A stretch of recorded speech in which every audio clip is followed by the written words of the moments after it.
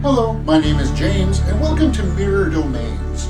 I want to talk about my ranking criteria when it comes to giving points to cinematography and score. Now, as you know, I give them a possible 1 point each that will contribute to the larger score out of 10. And as you know, I move in increments of 0.5, so let's take a look at that now. When it comes to cinematography and score, for the most part, 0.5 is a given. And what I mean by that is, okay, does the soundtrack, does the score serve the movie? Does the cinematography serve the movie? Like, it's not bad, it's just adequate. Now, you say, well, how can a score not serve a movie?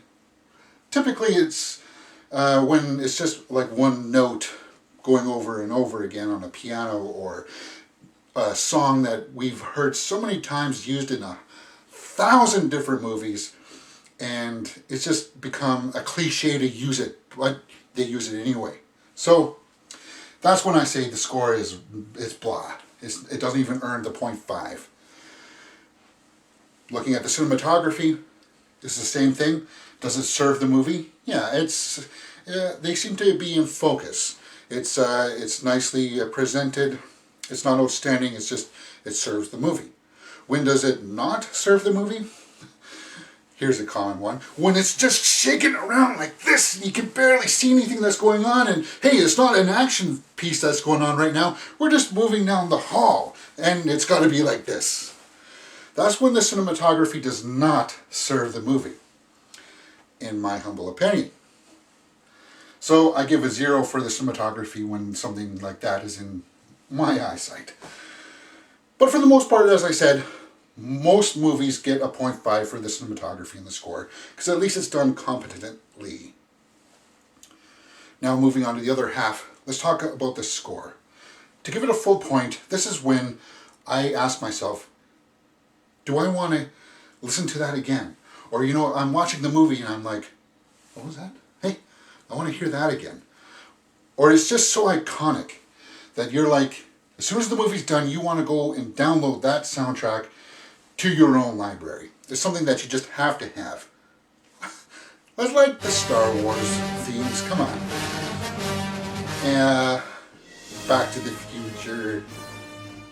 Maybe Jaws. Okay, moving on to the cinematography. Let's talk about Prometheus. Because, while you may feel mixed about what the movie was overall, you have to at least admit that it was well shot. It had some of the best visuals that I have seen in a movie in a long time. It just had a rich color palette.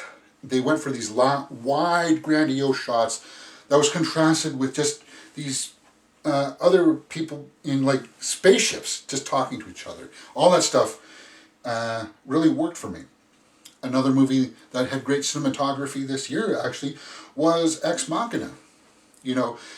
They have this facility out in the vast wilderness, and then you just got this dull scientific lab with concrete walls, but it's all well shot, and it draws you into what you need to be focusing in on.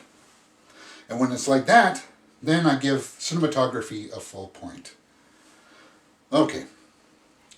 So that's how I rank the cinematography and score for my criteria when I'm trying to give points for a movie.